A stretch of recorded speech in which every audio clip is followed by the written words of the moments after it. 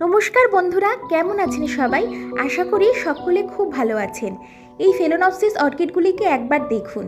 আমরা প্রথমে পূর্ব দিকের জানালার পাশে রেখেছিলাম।